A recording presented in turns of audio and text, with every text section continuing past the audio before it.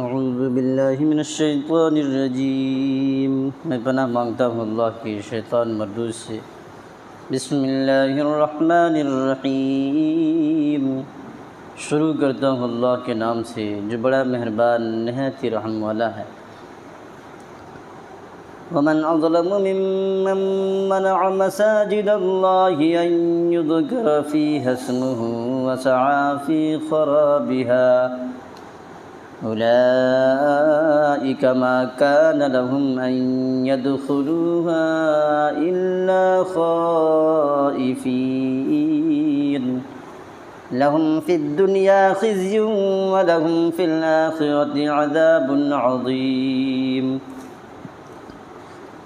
یہ قرآن شریف کے پہلے پارہ میں سورہ بقرہ کے 14ویں رکوع میں آیت نمبر 114 میں اللہ نے بتایا ہے کہ اس شخص سے زیادہ اور کون ظالم ہوگا جو اللہ کی مسجدوں میں اللہ کا نام لینے سے روکے اور انہیں ویران کرنے کی کوشش کرے۔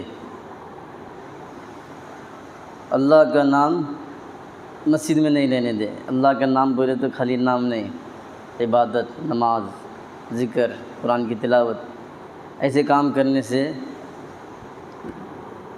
لوگوں کو روکے۔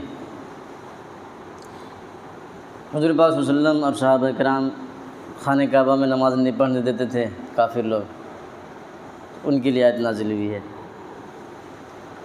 کہ یہ لوگ اتنے بڑے ظالم ہیں کہ ان سے بڑا کوئی ظالم نہیں۔ یہ خانہ کعبہ اللہ کا گھر ہے، مسجدیں اللہ کے گھر ہیں، اور اس میں اللہ کا نام نہیں لینے دیتے کہ یہ مکہ کے لیڈر، تو اس سے بڑا ظالم کون ہوگا۔ اب بھی اگر کوئی ایسی حرکت کرے، کسی کو مسجد میں عبادت کرنے سے روک دے، تو وہ بھی اسی صف میں شامل ہے، اسی لسٹ میں، اسی رجسٹر میں اس کا بھی نام رہے گا۔ مسجدیں ہیں ساری دنیا میں امن کے لیے، مسجدیں ہیں ساری دنیا میں امن کے لیے، آیا ہے کوئی اذان ہوئی ہے سب کے لیے، اذان سب کے لیے ہوئی نہیں، پھر آیا ہے کوئی اذان ہوئی ہے سب کے لیے۔ تو مسجد میں اللہ کا نام لینے سے روکنا نہیں ہے۔ اگر کوئی تبلیغی جماعت مسجد میں چلی جائے تو کچھ لوگ مسجد کو دھوتے ہیں سرف ڈال کے، اب کچھ تو اتنے بگڑے ہوئے، اتنے بدماش ہیں کہ تبلیغی جماعت کو بھی دھوتے ہیں، کہیں کہیں ایسا ہے، اور دعویٰ کرتے ہیں محمد صلی اللہ علیہ وسلم کے ماننے کا۔ جہالت کا عالم دیکھیے، ہر مسجد میں روزانہ 5 وقت اذان ہوتی ہے اور 5 وقت اقامت ہوتی ہے جماعت کے لیے، اور ہر بار اذان میں بھی اور اقامت میں بھی 2 مرتبہ کہا جاتا ہے حی علی الصلاۃ، حی علی الصلاۃ، آؤ نماز کے لیے آؤ۔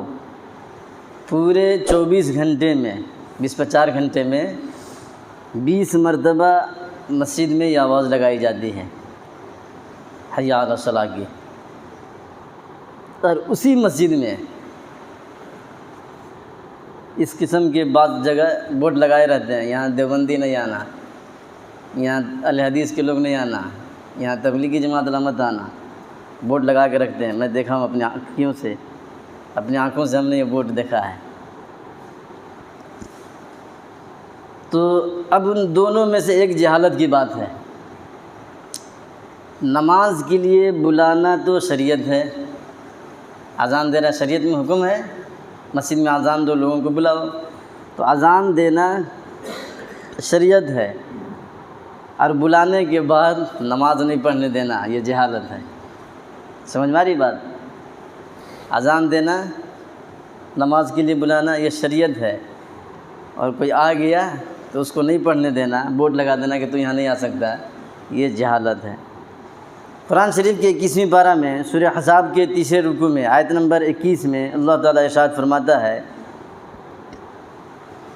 لَقَدْ كَانَ لَكُمْ فِي رَسُولِ اللَّهِ أُسْوَةٌ حَسَنَةٌ، یقیناً تمہارے لیے رسول خدا صلی اللہ علیہ وسلم میں عمدہ نمونہ موجود ہے، ہر اس شخص کے لیے جو اللہ پر اور قیامت کے دین پر ایمان رکھتا ہو اور قیامت آنے کی امید رکھتا ہو، اللہ سے ملاقات کی امید رکھتا ہو اور اللہ کو خوب یاد کرتا ہو۔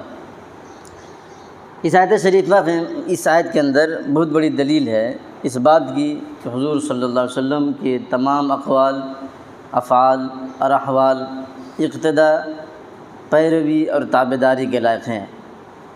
یقیناً یہ ساری چیزیں اس قابل ہیں کہ مسلمان انہیں اپنی زندگی میں عمل کریں اور اپنے پیارے پیغمبر حبیب خدا صلی اللہ علیہ وسلم کو اپنے لیے بہترین نمونہ بنائیں۔ اگر تم یتیم بچوں والی زندگی گزارنا چاہتے ہو تو حضور صلی اللہ علیہ وسلم کی زندگی جیو۔ جوانی والی زندگی جینا ہے تو حضور صلی اللہ علیہ وسلم سے دیکھو ان کی زندگی کیسی تھی۔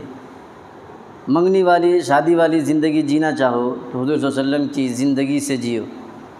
بال بچوں والی زندگی جینا چاہو تو حضور صلی اللہ علیہ وسلم نے جیسے گزارا ہے اسے گزارو۔ نماز پڑھنے والی زندگی، سیکھنے اور سکھانے والی زندگی جینا چاہو تو حضور صلی اللہ علیہ وسلم جیسے زندگی گزارے ہیں ویسے ہی زندگی گزارو۔ صبر کرنے والی اور معاف کرنے والی زندگی جینا چاہو تو حضور صلی اللہ علیہ وسلم جیسا۔ تقوی اور پرہیزگاری کرنے والی زندگی جینا چاہو تو حضور پاک صلی اللہ علیہ وسلم ماڈل ہے۔ واعظ کرنے والی اور فتویٰ دینے والی زندگی جینا چاہو تو حضور صلی اللہ علیہ وسلم کی زندگی موجود ہے۔ بکریاں چرانے والی یا انسانوں کی سرداری والی زندگی چاہو تو حضور صلی اللہ علیہ وسلم کی زندگی دیکھ لو۔ مزدوری اور تجارت والی زندگی جینا چاہو تو نبی پاک صلی اللہ علیہ وسلم میں موجود ہے۔ کھیتوں اور باغوں والی زندگی، گوشہ نشینی والی زندگی، خانقاہ والی زندگی، روزہ رکھنے والی زندگی اور حج کرنے والی زندگی، دنیا داری کی زندگی اور آخرت والی زندگی، فقیروں والی زندگی، بادشاہوں والی زندگی، سیاست والی زندگی، حکمت والی زندگی جینا چاہو تو حضور پاک صلی اللہ علیہ وسلم کی زندگی موجود ہے۔ بہترین سے بہترین ہے اور بھلی سے بھلی ہے، پیاری سی پیاری ہے۔ اگر ایسا جینا چاہو تو جیو۔ فلاح والی زندگی، امن والی زندگی، چین والی زندگی، نجات والی زندگی اگر جینا چاہو تو میرے محبوب نبی پاک صلی اللہ علیہ وسلم کی زندگی جیو۔ انسان کی محبت دنیا میں بٹی ہوئی ہے، ماں باپ میں بھی ہوتی ہے، بھائی بہن میں ہوتی ہے، بیوی بچوں میں ہوتی ہے، دوستوں میں اور عزیز و اقارب میں، کاروبار میں اور تجارت میں ہوتی ہے۔ لیکن یہ محبت کبھی کبھی سمٹ کر سب ایک میں آ جاتا ہے، بیوی میں۔ اور اس سے بھی آگے بڑھ کے کہہ دوں تو نوجوان جو بچے بگڑ رہے ہیں ہمارے گرل فرینڈ میں، سب محبت سمٹ کے اس میں آ جاتا ہے، اس کا عاشق ہو جاتا ہے، پھر کسی سے کوئی محبت نہیں، کسی کی کوئی بات نہیں سنتا، بس سب کچھ اس کو اسی میں دکھتا ہے۔ تو سب جتنی بھی محبت ہے جہاں جہاں بٹا ہوا تھا سب اکٹھا ہو کے آ گیا، چاہے جائز طریقے پر آیا ہے یا ناجائز طریقے پہ۔ جائز طریقے پہ آ سکتا ہے بیوی کے اوپر، ناجائز تو وہی غلط سلط طریقے ہیں، تو سب سمٹ کے کسی ایک میں آ جاتا ہے کبھی کبھی۔ تو ویسے ہی ساری محبت جمع کر کے جب تک محمد صلی اللہ علیہ وسلم پر نہیں لگائیں گے کامیابی نہیں ملے گی۔ حضرت ابو سعید خدری رضی اللہ عنہ کہتے ہیں، فرمایا رسول پاک صلی اللہ علیہ وسلم نے، جس شخص نے پاک اور حلال کھایا اور سنت طریقہ پر عمل کیا اور اس کی زیادتیوں سے لوگ امن میں رہے، وہ جنت میں داخل ہوگا۔ ایک شخص نے کہا، یا رسول اللہ صلی اللہ علیہ وسلم، ایسے لوگ تو آج کل بہت ہیں۔ آپ نے فرمایا، اور بھی میرے بعد ایسے ہوں گے۔ مشکوٰۃ شریف جلد نمبر 1 صفحہ نمبر 111، حدیث نمبر 167۔ مظاہر حق جلد نمبر 1 صفحہ نمبر 80 پر 1۔ یہ حضور پاک صلی اللہ علیہ وسلم نے جب بتایا کہ جس شخص نے حلال کھانا پانی سب کھایا پیا ہے اور سنت طریقہ پر عمل کیا اور کسی پر ظلم و زیادتی نہیں کی تو وہ جنت میں داخل ہوگا۔ تو کسی صحابی نے کہا، یا رسول اللہ ایسے تو سب ایسے ہی ہیں ہمارے زمانے میں۔ تو نبی پاک صلی اللہ علیہ وسلم نے فرمایا کہ بعد میں بھی ایسے ہوں گے۔ اشارہ کیا اس طرف کہ محبت نبی کے عمل کو اپنانے والے بعد میں بھی آئیں گے لیکن کم رہیں گے۔ حضرت انس رضی اللہ عنہ سے روایت ہے کہ فرمایا، مجھ سے رسول پاک صلی اللہ علیہ وسلم نے کہ میرے بیٹے، اگر تجھ سے یہ ممکن ہو تو صبح سے لے کر شام تک اس حال میں بسر کر دے کہ تیرے دل میں کسی سے کینہ اور کھوٹ نہ ہو، بغض نہ ہو، تو ایسا ہی کر۔ پھر آپ صلی اللہ علیہ وسلم نے فرمایا اے میرے بیٹے یہی میرا طریقہ اور سنت ہے، تو جس شخص نے میرے طریقہ کو پسند کیا اس نے مجھ کو دوست رکھا، اور جس نے مجھ کو دوست رکھا وہ جنت میں میرے ساتھ ہوگا۔ مشکوٰۃ شریف جلد نمبر 1 صفحہ نمبر 110، حدیث نمبر 164، مظاہر حق جلد نمبر 1 صفحہ نمبر 80۔ میرے دوستو، ہم کو لمبی داڑھیوں پر ہنسنا نہیں چاہیے، بلکہ ہمارے اوپر بھی داڑھی رکھنا فرض ہے۔ یہ داڑھی ہے نا، چہرہ، یہ رکھنا فرض ہے، مرد کی نشانی ہے، شیر کی اولاد ہے، شیر کا بچہ ہے، شیر ہے۔ جو نہیں رکھتے، میں نے کچھ کہتا تکلیف ہو جائے گی۔ اور لمبے جبہ پہننا، یہ لمبے جبہ گھڑگا سے نیچے تک، اس کا مذاق نہیں اڑانا ہے۔ بہتر یہ کہ ہم بھی پہنیں، کیونکہ یہ بھی سنت ہے، نبی سے لگاؤ۔ آپ کو نبی سے محبت ہے تو محبت کا اظہار ہونا چاہیے، خالی زبان سے کہہ رہے ہیں اور دیکھے تو کچھ بھی نہیں ہے۔ اگر محبت ہے محمد صلی اللہ علیہ وسلم سے تو اس کا اظہار ہونا چاہیے، مگر افسوس ہماری جہالت ہم کو کہاں تک لے کے ڈوب گئی، اس کے لیے سوچنے سمجھنے فکر کرنے کی بھی ٹائم نہیں ہے۔ اب کچھ تو اتنے بدمعاش ہیں نماز پڑھتے نہیں، اور کسی کی پیشانی پر نماز کا نشان دیکھ لے تو اس کا بھی مذاق اڑاتے ہیں، کہتے ہیں یہ مسجد کا لوٹا بن گیا، تمالو بن گیا، یہ ٹونڈا ہو گیا، اتنا بڑا گھٹا پڑ گیا ہے پیشانی میں نماز کا۔ یہ زندگی میں تو کبھی پڑھ کے مرتا نہیں، اب کوئی نماز پڑھتا ہے محنت سے اخلاص کے ساتھ، اس کا نشان پڑ گیا تو اس کا مذاق اڑاتے ہیں۔ ہم نے ایسے آدمی کو دیکھا ہے جس نے سجدے کی نشان کا مذاق اڑایا ہے، اپنی آنکھوں سے دیکھا ہے۔ یہ ٹنڈا ہو گیا، یہ وہابی ہو گیا ہے، نشان لیے پھرتا ہے، مکار ہے۔ حالانکہ حضرت زین العابدین، امام زین العابدین جن کو کہا جاتا ہے، حضرت حسین کے بیٹے ہیں،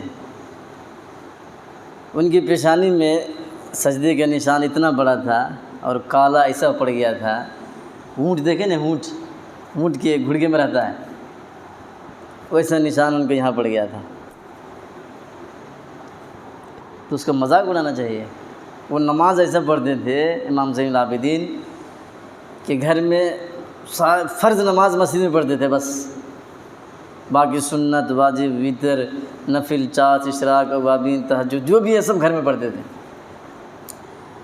تو گھر میں نماز پڑھ رہے ہیں، اور گھر ایسا تو بلڈنگ والا، سلاب والا، چھت والا تو نہیں تھا پہلے، کھوٹا والا آپ کو پتہ ہی ہے۔ تو گھر میں کسی طرح کیا ہوا کہ آگ لگ گئی۔ اب سب گھر میں جتنے آدمی ہیں سب دوڑ رہے ہیں، چلا رہے ہیں، باہر نکل رہے ہیں، سامان جو ہے لے کے دوڑ رہے ہیں ادھر ادھر۔ اور یہ کہ ہے تو نماز میں ہے، موت کی چیخاں چیخ رہے ہیں لوگ، ان کو کچھ فرق ہی نہیں پڑتا ہے، نماز پڑھ رہے ہیں آرام سے۔ جو ہونا تھا خیر، جو جل گیا، جو بچنا تھا بچ گیا۔ سلام پھیرے تو آدمی آگے بول رہے ہیں، کیا آدمی کو سمجھ میں آتا نہیں؟ گھر میں آگ لگ گیا، پورا گھر جل گیا، کھوٹا جل گیا، نماز میں ہے تو دکھتا نہیں گیا۔ تو ایسے نماز پڑھتے تھے، بتاؤ پیشانی میں سجدے کے نشان نہیں پڑے گی تو اور کیا پڑے گا؟ کیسا نماز پڑھتے ہوں گے وہ؟ ہم آپ ایک مچھر کاٹے، چوٹی کاٹے تو جھک کے مارنے لگتے ہیں، ہاتھا پاؤں ہلانے لگتے ہیں۔ گھر میں آگ لگی ہے، گھر میں ہم لوگ کے گھر میں لگ جاتے، 1 مہینہ نماز نہیں پڑھتے۔ ان کے گھر میں آگ لگی ہے، گھر جل گیا اور نماز ہی میں ہے ابھی۔ تو جب کسی نے پوچھا کہ گھر میں آگ لگی، ختم ہو گیا، جل گیا، تم کو پتہ نہیں چلا؟ کہا کہ تم اس آگ کی فکر کر رہے ہو، میں اس آگ کی فکر میں تھا، وہ آگ جس کا ایندھن انسان اور پتھر ہے، میں اس آگ کی فکر میں تھا، مجھے اس آگ کا پتہ ہی نہیں چلا۔ تو ایسے نماز پڑھتے تھے امام زین العابدین رحمۃ اللہ علیہ۔ اور پیشانی میں سجدے کا نشان اتنا بڑا پڑ گیا تھا، کالا تھا، ایک دم بڑا پڑ گیا تھا۔ تو اس کا مذاق اڑانا چاہیے یا ویسے ہی نماز پڑھنا چاہیے؟ مذاق نہیں اڑانا۔ ایسے لوگ ہیں دنیا میں، خود تو پڑھ کے مرتے نہیں کبھی، لیکن جن کا پڑھ جائے ان کا مذاق اڑاتے ہیں۔ یہ کب تک کریں گے؟ آخر ایک نہ ایک دن موت کے منہ میں پہنچیں گے، اللہ کے حوالے ہو جائیں گے، پھر سمجھ میں آ جائے گا کہ ہم کیا کر رہے تھے۔ اللہ تعالیٰ ہم سب کو سمجھنے کی، عمل کرنے کی توفیق عطا فرما دے، آمین۔